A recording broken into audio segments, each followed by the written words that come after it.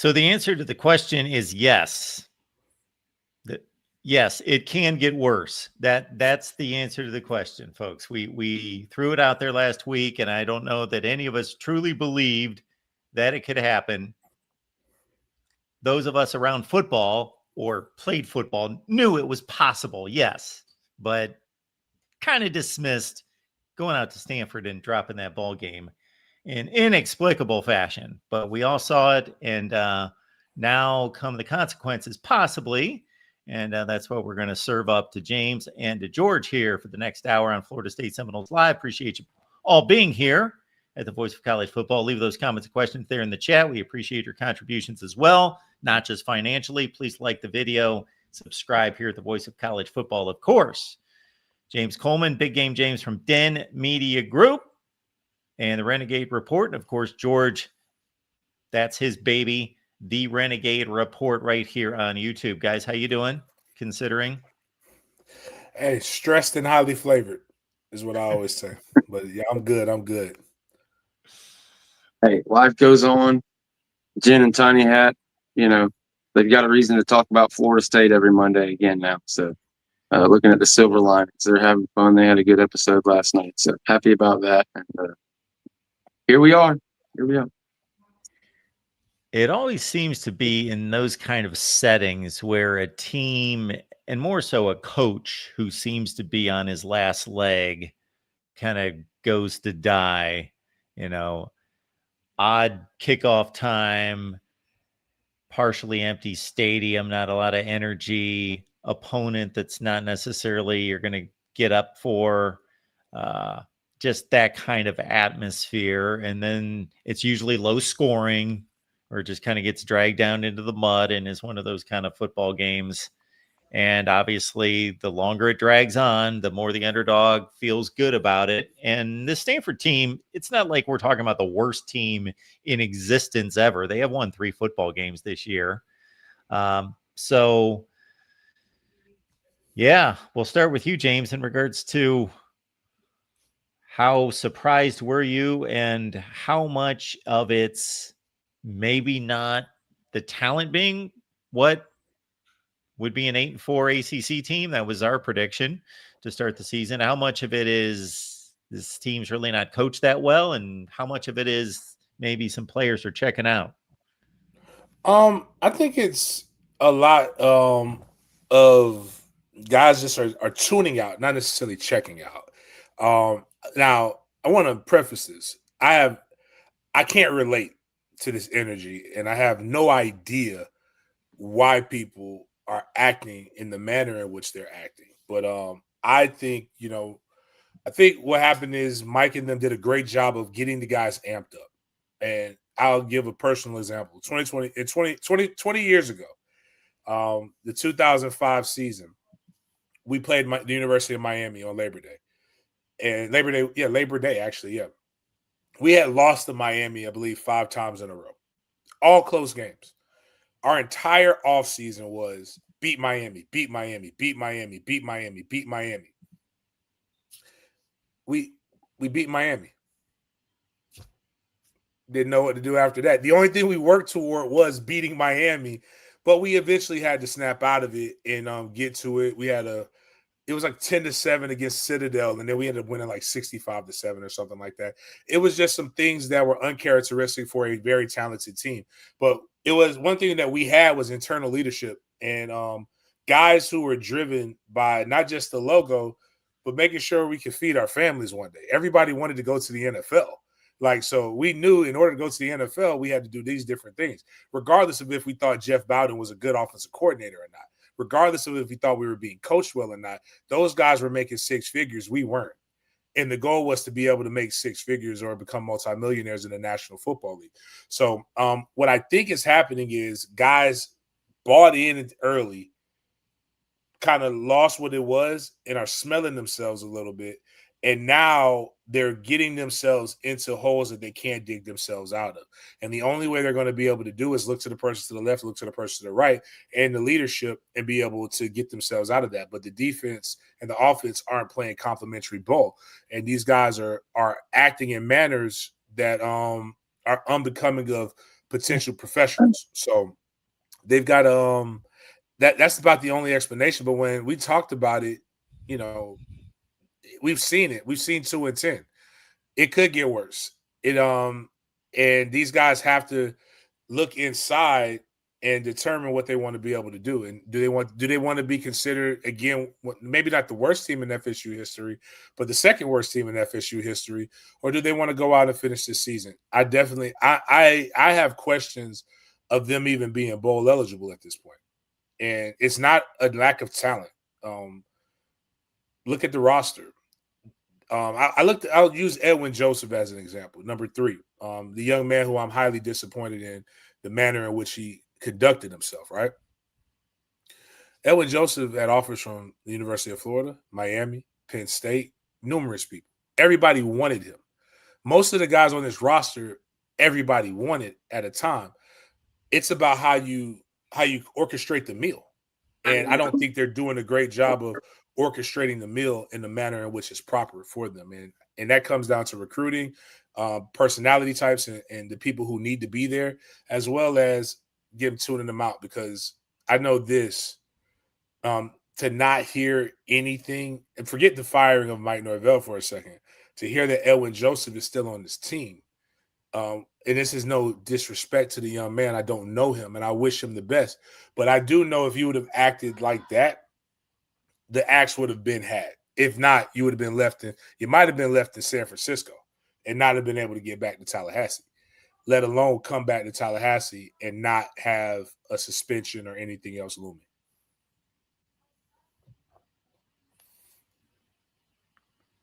Yeah, that's another microcosm kind of the Norvell era and what's went wrong the past couple of years. It's like, not only was he not off the team or suspended or anything like that, he was right back in there.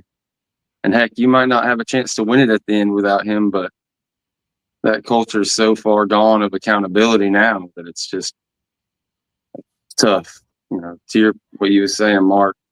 Yeah, the Florida State fans could see it happening just because we've been down this road before.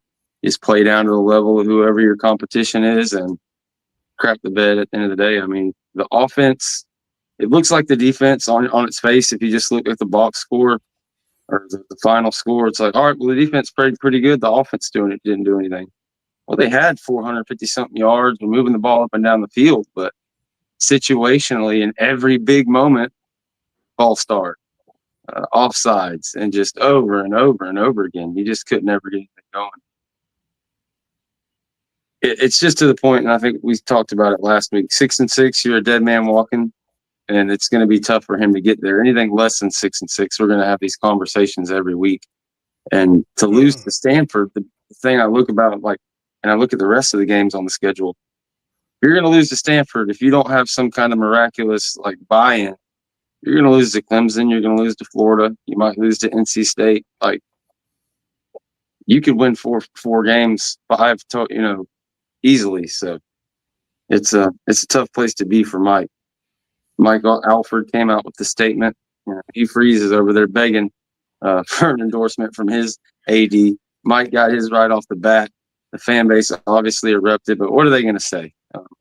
That's not legally binding in court if he goes on to lose the next 2 games and the boosters get fired up. But you hate it for Mike, but the message it's on deaf ears. There's a joke on Twitter about Respond.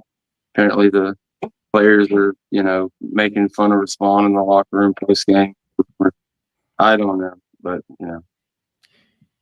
it's tough to watch. Let's go down that path.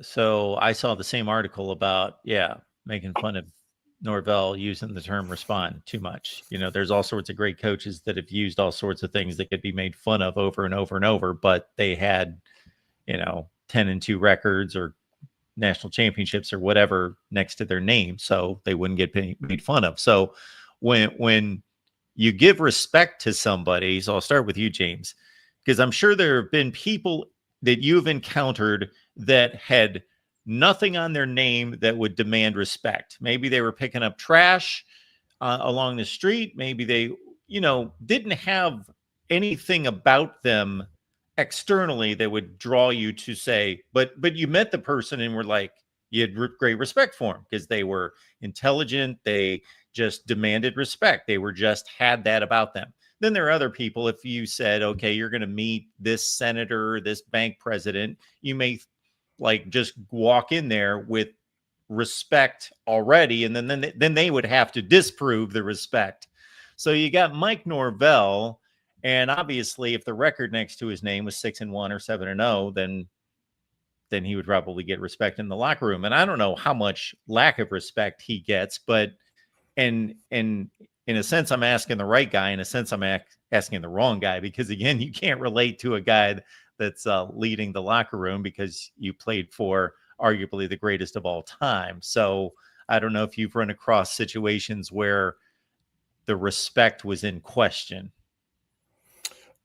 Yeah, I think one of the things that I like doing is, is telling stories and reminding people, maybe of a time in the past where people haven't like really thought about stuff. So like everybody remembers the great moments of Bobby Bowden, right?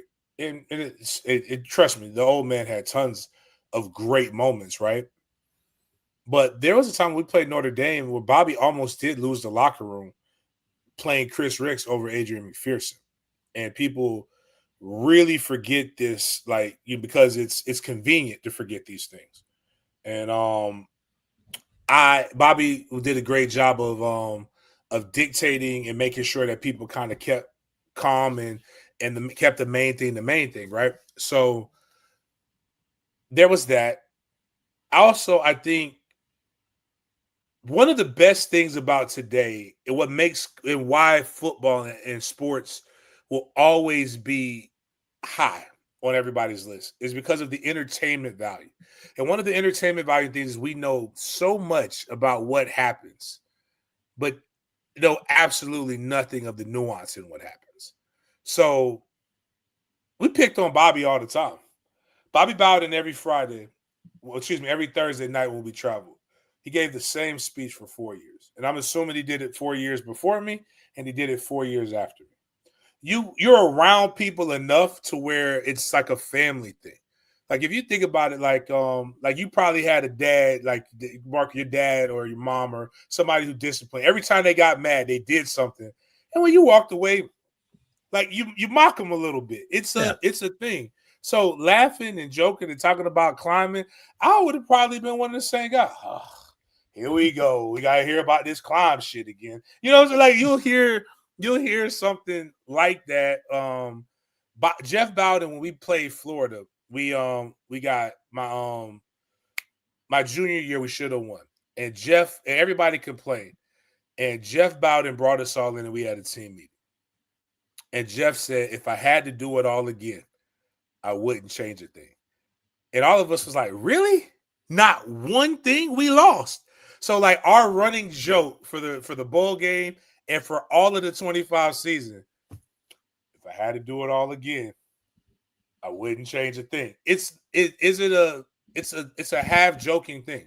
But I do think that I don't think that's how he lost the respect. I think when people bump by you and arguments happen, but like the way that Edwin Joseph came by him, that was a complete lack of respect, in my opinion. I think the TMZ nature of FSU's beat is to make everything seem so salacious and it's out of control. And it's like that. And it fuels the fan base because we want something to happen. It's just like Mike Norvell's. Mark, you worked in corporate America. I'm sure your bosses at ESPN said a lot of things that you did not like sometimes. You guys might have even had disagreements. But if you would have punched your boss, what would have probably happened to you? Well, I would have got hauled down to HR and then been fired with cause. Fired with cause. It sounds really good in my cheese mode. Mike went to Tony White, and Tony White said, "Bam!" What did the 5 fingers say to the face? And it sounds great, and I would have done this, but knowing good and well, your boss doesn't like you listening to our YouTube podcast in the office, and you shut up and you turn the volume down, and you act like you're supposed to act. We have to act like there's decorum and professionalism, even in a violent gladiator sport. It doesn't work like that. And I know one of my good dear friends, Rick Ballou, is like, ask the questions like this. And I'm like, want to tell him, shut up. I know your boss, Steve Griffin, has pissed you off numerous times, and you didn't punch Steve, old ass. So I know I know you know how this thing is supposed to go. And Tony White is a good guy. Nothing about Tony White strikes me as a scary individual, and that terrifies me as a defensive coordinator. You know who I'm still terrified of to this day, Mark? Mickey Andrews. Mickey Andrews still gives me a little bit of pause, and Kevin Steele still gives me a little bit of pause when I see them. It's the respect and the badassery that they embody. It's not just a kind of thing, but these guys just attitude reflects leadership, and I think the message is stale, and I think it's as it was told to me. It's imminent. It's not immediate.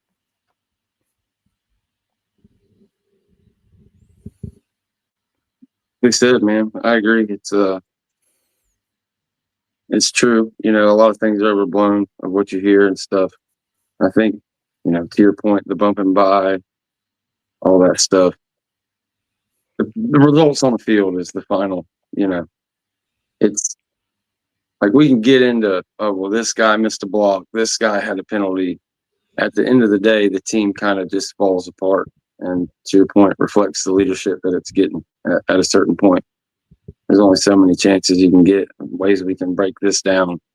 Like we saw the potential of the talent against Alabama.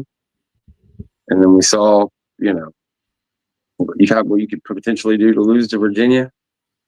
Miami snowballed, Pitt snowballs, and now here you are losing to Stanford. And it's just like, I feel bad for Tommy Castellanos. Shout out to him because he's out there putting his heart and soul. And, you know, the reason that FSU's still been in all these games, whether he's had the best game here, the best game there, he puts his body on the line. I wish they'd do something with the slide rule because a lot of times the defenders can't help it. I think this one was pretty egregious where he hit him, but it's hard to say. It's easy to say that when you see it in slow motion, but really nasty hit on him. Thank God we have a bye week. But yeah, it's hard to put your finger on it. I think I said when the first show after Alabama, like, wow, how awesome was it to see, Florida State be on the good side of the better coach team, no penalties, linebackers hitting all the gaps, and it was like that was the touch of death. Ever since then, it's kind of been back to the old way of 24. So yeah. I don't even know where we were or about as far as questions or what the next move is, but yeah, I'm at a loss for words. What kind of intrigues me, among other things, in these kind of situations with trying to determine should a coach be fired? Are they out the door? Whether we would have the call and would make that decision or think it should be done or are guessing, are they going to make the call? Okay, if Gavin Sawchuk gets into the end zone, I have no idea if that's going to impact the decision that Florida State makes, but obviously there's a different record on the board. Maybe the team feels differently coming back from Palo Alto, puts in a little harder work. Who knows what the impact on the season? Nobody will ever know that. Whether that turns into, I'm not going to blow it out of proportion like they're going to go on a run of 45-0 wins against everyone, but they put together a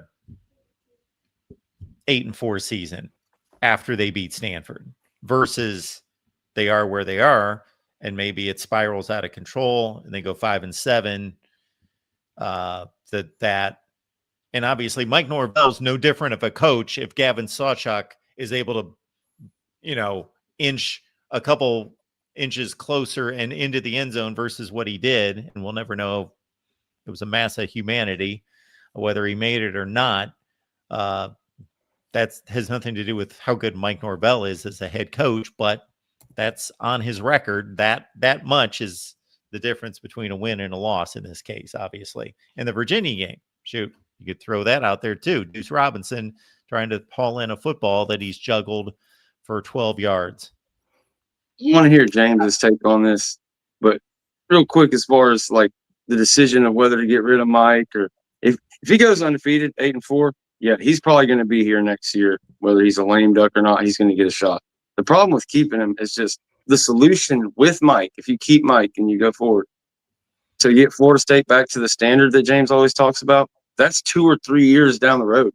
That's going to be an investment. Like, if you don't make this move, you're stuck with Mike or just starting all the way back over. So that's the biggest thing to me is you better pick who you're going to be going with for the next couple of years. Who's your partner going to be?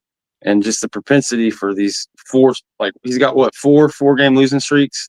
And FSU would only have one since the 70s, like in 75 or something like that. So it's just, I'm not going to root against Florida State. If they go 8-4, I'd be pumped. But I think at this point, the way you get there matters. In the 4-game losing streak, 9 in a row in the ACC, I don't think there's any chance he wins out. Like, personally, we'll see. But even if he did, I would hope they would pull the trigger and get that ball rolling. Because, again, the transfer is going to one time only and one time a year. Kids only get to transfer once in their college career. It's got to be so easy to completely fix these things or put a Band-Aid on. High school recruiting has to come around, and the classes got to get stacked for Florida State to ever get back up there. Going back to your initial question, Mark, if I want to make sure I heard you correctly, you said if Mike Norvell wins the Virginia game, is this different? And yeah, if Deuce Robinson makes a catch in the end zone clean, and if Gavin Sawchuk lands significantly in the end zone, they're 5-2 right now. They're not 3-4. And Mike Norvell is no different of a man or a coach. He is the same exact guy doing the same exact job. I'm just bringing to light the fragility of decisions in sports to keep coaches or to let them go. Yeah,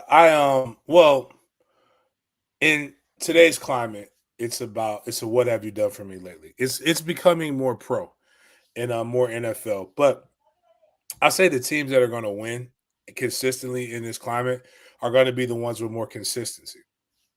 But you have to find the coach in which you believe is going to be able to take you to the next level in terms of crafting their rosters and as in terms of being able to recruit, which is the lifeblood of college football. There's not a bigger Mike Norvell fan than me.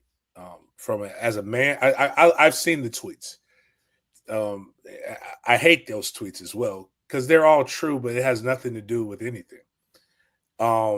He is a great man. They say he's a Christian. Okay, but he's good. He is a good husband, and he's a good father. None of those have anything to do with the X's and O's and what goes down on the football field. He is not. If he was a pastor, all of those things would be phenomenal.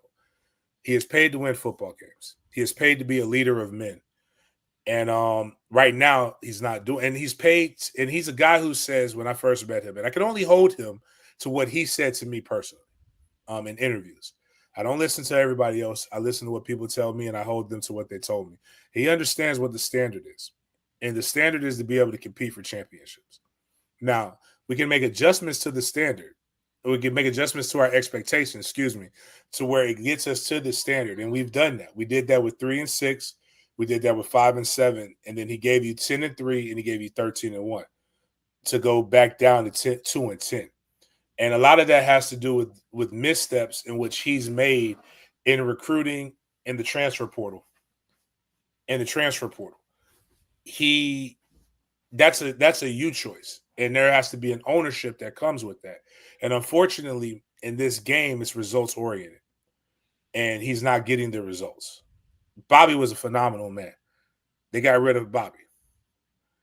And that's just the reality of the situation. So I'll go back and say, like, even if he won, it's like kind of what Penn State did with James Franklin. Is this our ceiling? Can we get better? What do we know? What will make it improve? We keep hearing the same things over and over again. And while he's not making the same mistake twice, he's making a new mistake every time. So mistakes are made regardless. And I want it to be successful, but outside of blowing out Wake Forest, blowing out Clemson, like really getting these games to connect. He's on far and few in between. And some of the worst things that could possibly happen to you when the house is on fire is the people inside of the house or affiliations with the house throwing gasoline on that fire. You've got former guys who were coached by you coming out and giving huge indictments on what your character is. Now, personally, I think some of it's BS, and I think it's ill-advised, and I think it's borderline, it's pacified pussy behavior. But they're doing it, and that hurts your image in terms of recruits. You never want a former player, or let alone a former player that was coached by you, saying these things. That's one thing. Number two, you got guys, again, like we talked about, on-field performance and how their attitudes are on. And then just what's being said, it reeks of guys that don't understand what it's like to play football in the South. Or at least in the state of Florida, one of the biggest places. And I'm saddened for it. I'm sad for them. But when you get paid a lot of money to win football games, that's the case. And I don't see a scenario where Mike survives this season based on how the 4 games went. And I'm sorry about that.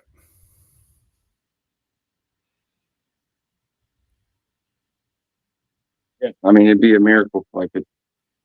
Who knows?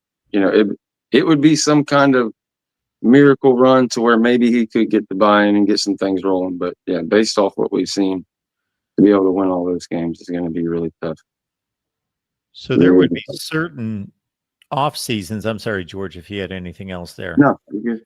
But there would be certain off seasons where Florida State would definitely be the best job available. We're coming up on a situation where this might be the most unprecedented line of head coaching opportunities. And I'm not saying that Florida State's not the best, but it could be argued it's second or third. It's somewhere in that range. But Penn State, Florida, maybe Auburn, maybe Wisconsin, and then some others, Virginia Tech and Oklahoma State, et cetera, and maybe some others, but certainly the ones I just mentioned, and maybe I'm missing a couple. So obviously at a place like, if this was Wake Forest, there might be 50 head coaches out there that meet their standard of what they're looking for. But at a place like Florida State, obviously that list is a lot shorter of what Florida State would accept, but also what the fan base and the boosters would accept as being a good enough name, not just a good enough coach. So that obviously hurts them to a certain extent, or possibly could hurt them. I'm not going to say it for sure, in terms of getting the guy that they would want. Possibly. I think, well, a couple of them schools have done this numerous times and it hasn't worked. And I'll ask this question to the fan base that's listening and to anybody who's in the comments, because I genuinely don't have an answer for it, and I would like an answer for it.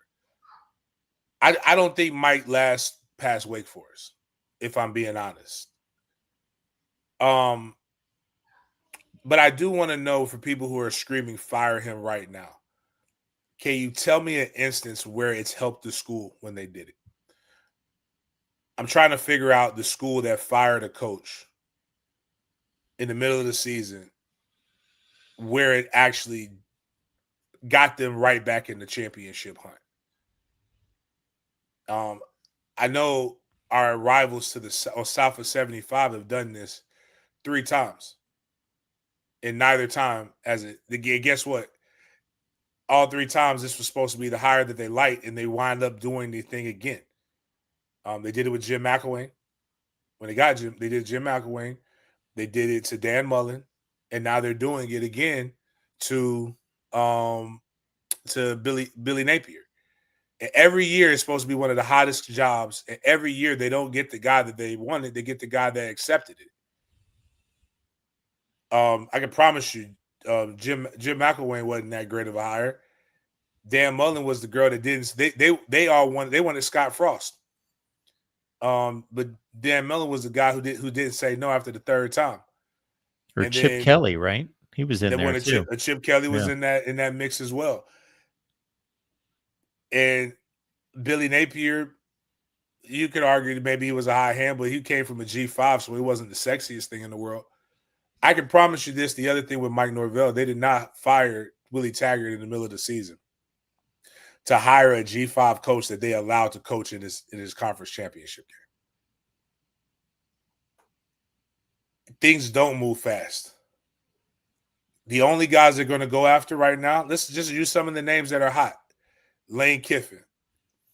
And you fired a coach, it'll be an unprecedented move for a coach who's probably on a trajectory to go to a college football playoff to leave his team in the middle of the year to come to you. So it's not helping your recruiting because you still won't know until after the conference championship games at the earliest.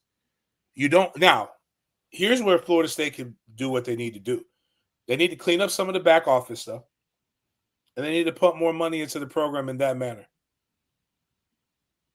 And if you're trying to get the best guy is not coming until their season is done. Whether it be a coordinator, whether it be a head, unless it's a coordinator.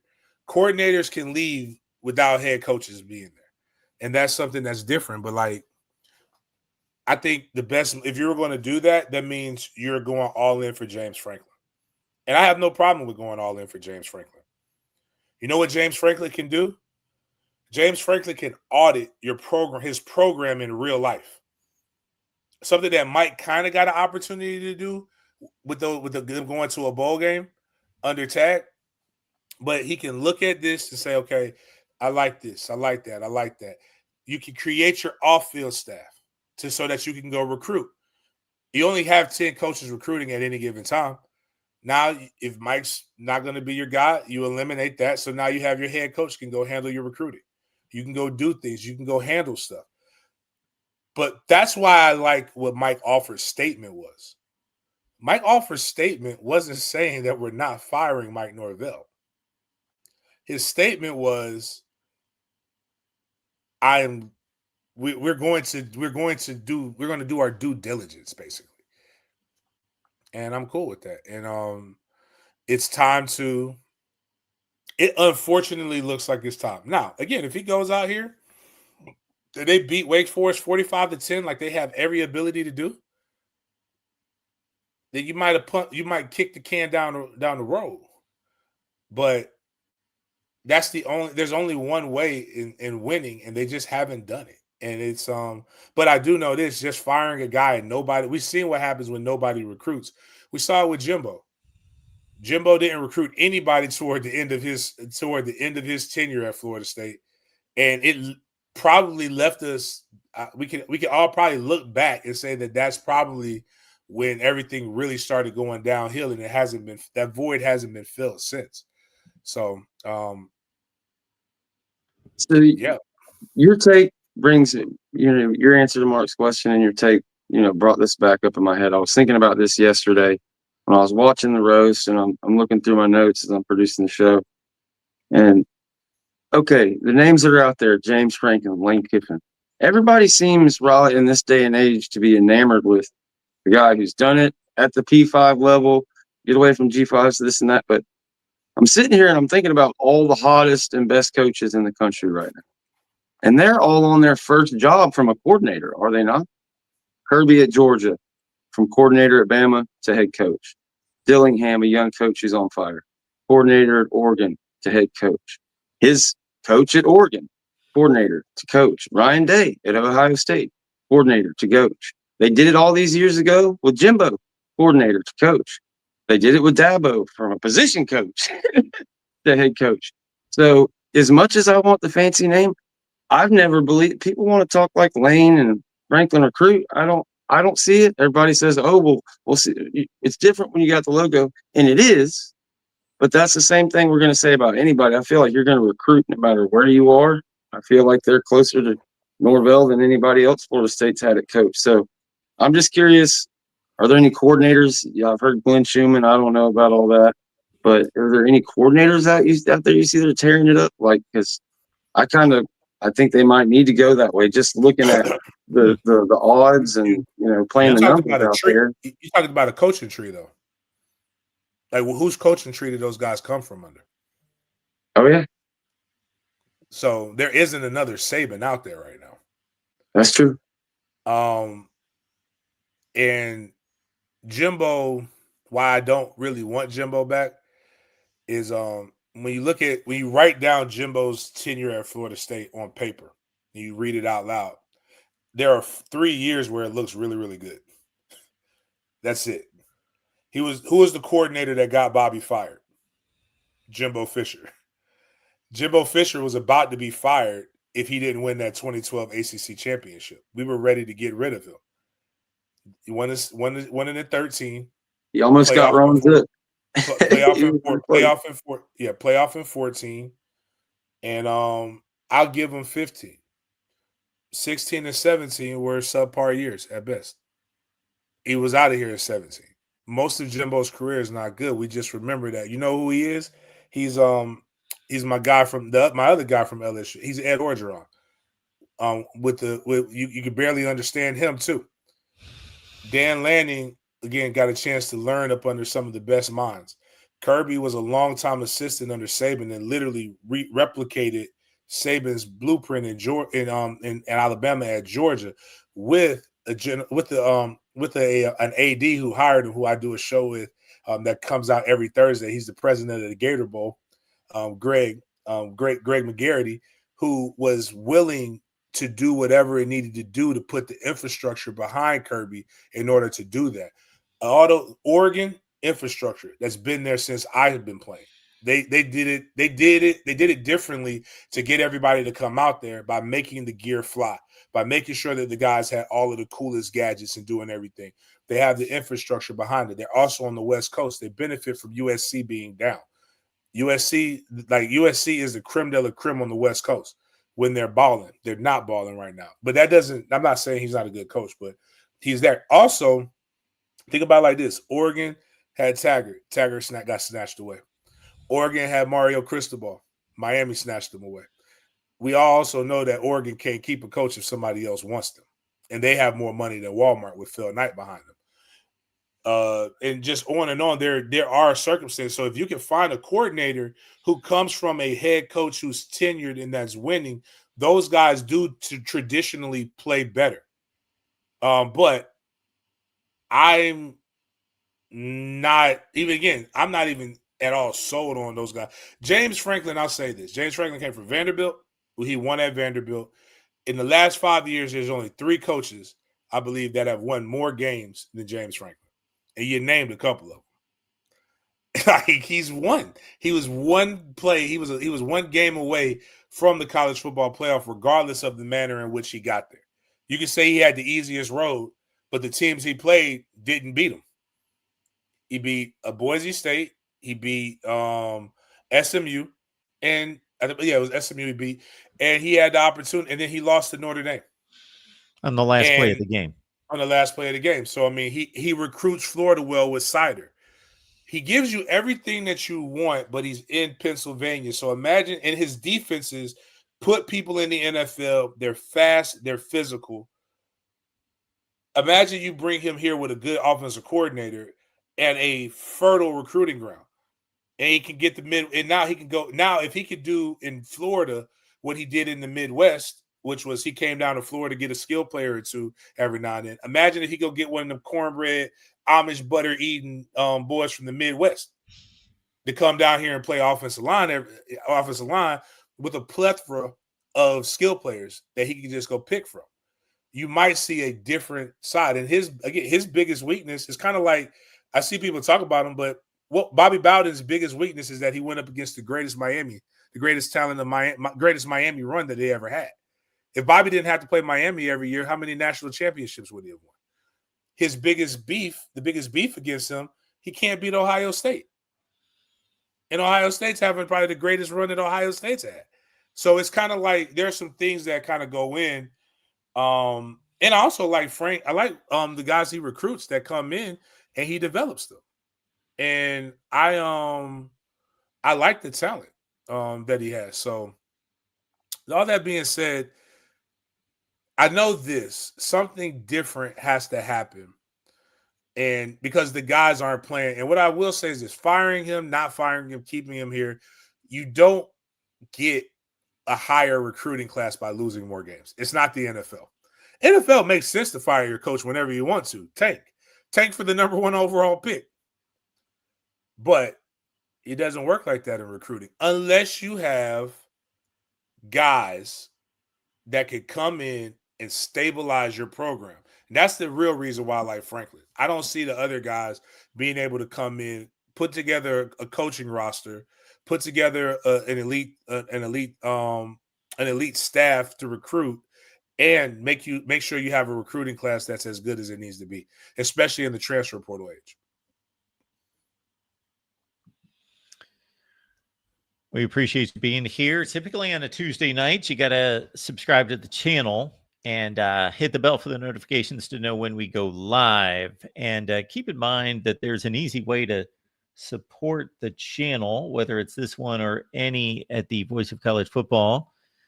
So I'm not telling you to shop at Amazon, but most of you do. So when you do, please use the link that we provide. It's in the description section of this video and every video. Use the Amazon link. It's the same shopping experience. They got $3 trillion there. I saw that figure a couple months ago.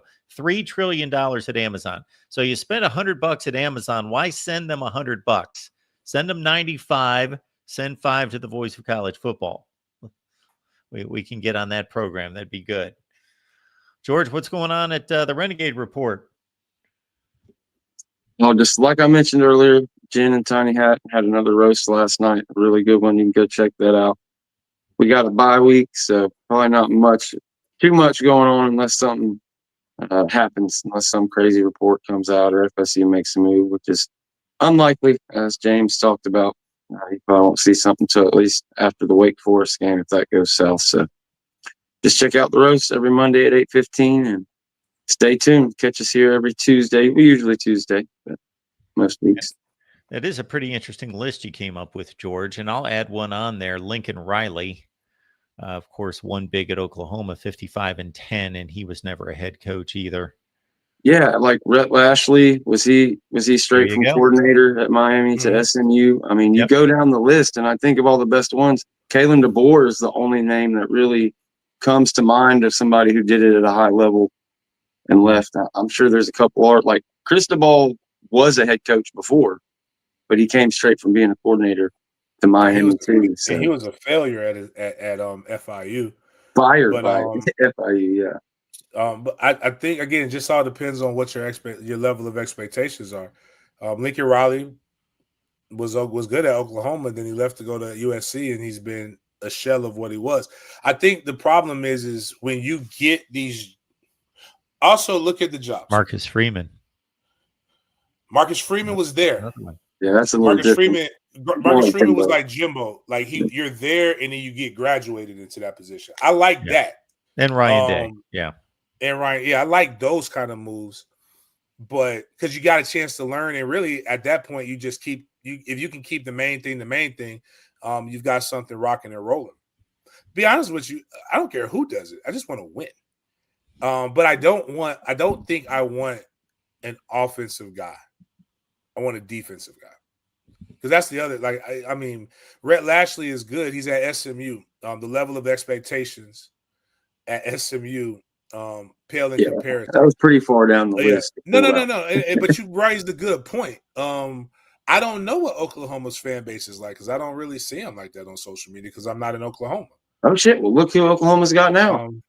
Straight from a coordinator. They're doing pretty good right now. Yeah. There's another one. Didn't think about that. Yeah.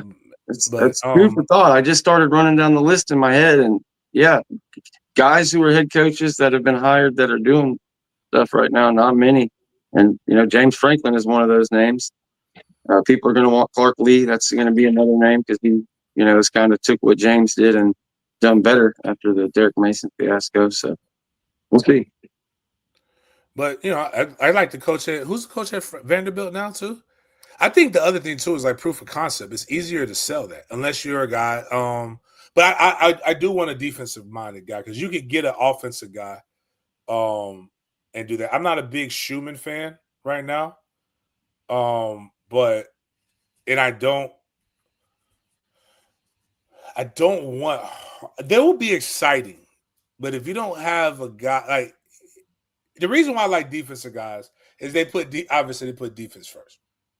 And one thing that Mike Norvell hasn't been able to accomplish yet is playing complementary football. I'm not a Tony White fan right now because they don't look disciplined. They don't look disciplined, and they don't look prepared. But I do know this: it's hard to make adjustments when your offense goes 3 and out consistently. And that was my my apologies for Fuller. Like, I said, hey, it's hard to make adjustments when you were just on the field for 8 minutes and your offense goes 3 and out. But defensive-minded coaches are going to set their defense, and they're going to put an offense in place that allows them to set their defense. Typically, offensive coaches, I don't think they know how to do that, in my opinion. Even with Jimbo wanted the 4-2-5 defense, and he only had one coach that knew how to run it properly. And, excuse me, I apologize. He had 2 coaches that knew how to run it properly. The one guy he brought in that got it set up and really was rocking and rolling and is the head coach of Kentucky now. And the guy who got all the credit for it, I don't know what he's doing. Is he still in the NFL? I forgot what Pruitt is doing now. I know Pruitt can't. I know he's got show clause. But I know Pruitt took a lot of credit for that 1 year he did. Like, those guys weren't truly recruited and put in proper positions by my guy Mark Stoops. But you got good guys. I think USF's coach is really, really good. You're seeing what he's doing with lesser talent. You're seeing what the guys are doing with lesser talent. But what you need is a motivator of men. And most defensive coaches are the guys who are motivators of men. And if we don't have a guy that can get these young men to tap into their heart and be able to get the most out of them, then we're wasting our time and we're spinning our wheels. And we'll be right back here in another 4 to 5 years talking about it's time for another coaching change. Jeremy Pruitt does not have a coaching position next to his Wikipedia page. And since he did 1 year as an assistant after he got fired at Tennessee 2020, 1 year with the New York Giants as a special assistant in 21. He's got no coaching jobs next to his name since then. Props to him. Got his feet kicked up somewhere, maybe. Maybe he's found him a new venture. I'm sure that's probably tough to go from head coach to back to the bottom around again. He may not have been up for that. Who knows? Den Media Group, James, what's going on there? Man, just enjoying the love. Mark, adversity pays, and sensationalism sells. We had through all of the channels, we had 1,200 people watching on Monday's show. They were ready to get some news about a firing, and I had to tell them it's not gonna happen. So quit asking. Imminent, not immediate is the message, and at the same time, we're preaching support the team. We are going to be hyping it up next. Probably on Friday. We got baseball season starts in Tallahassee. I don't know if you know that we're a baseball school, Mark. The Garden and Gold baseball game will be on Halloween. We have tickets we'll be giving away. We've got nice tickets to the Wake Forest game. So if you don't want to go to Florida State games and you're mad and you're going to boycott and you're going to do all this, give me the tickets. There are plenty of kids that would love nothing to do than spend their Saturday afternoon watching bad football. It gives them you have to remember, at the end of the day, this is entertainment. And there are people who are dealing with some real things and would love nothing more than a reprieve from the complexities of life. And they go from there. But we're doing those things. We're giving our ticket giveaways. We're doing our cool stuff. I'm probably working on this Friday or Saturday, since we don't have a game.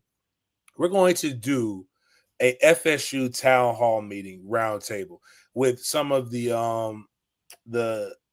top guys in Nole history, where we're just going to talk about some good, positive things and what we feel the program needs to do, what we're here to do to help the program.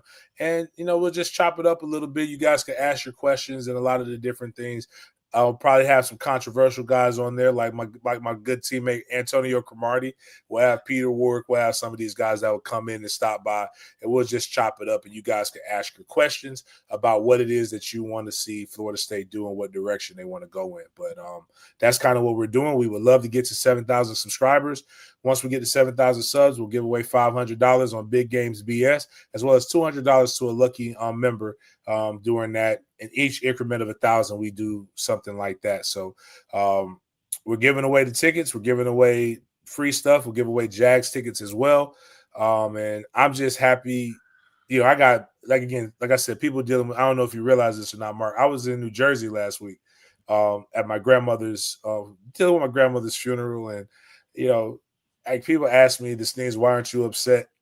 Real life is happening. There's some bigger things in life than Florida State losing. It doesn't affect my pockets at all, but it does affect my entertainment. I want them to win. I need them to win. And but I want those young men to win with pride and understand the standard in which the logo in which they're representing. Cromartie and Warwick, that's a serious panel right there. And we also want people to be aware of the Renegade Report again right here on YouTube, and you can follow George and company on X. We pick up a super chat walking out the door. We appreciate Falconer TRX. So we get a couple bucks from South Florida, from Miami. So that's how it works on the Florida State channel, folks. We get some Miami green coming in here. So Falconer TRX, appreciate you being here. James, thanks for making this happen. George, thank you as well. You guys, we don't have a show without you, and obviously didn't for a while, but I'm glad I got you guys back even during some downtime. So thanks for being here, everybody. Check out James and check out George this week talking FSU football, and we'll make it on back next week.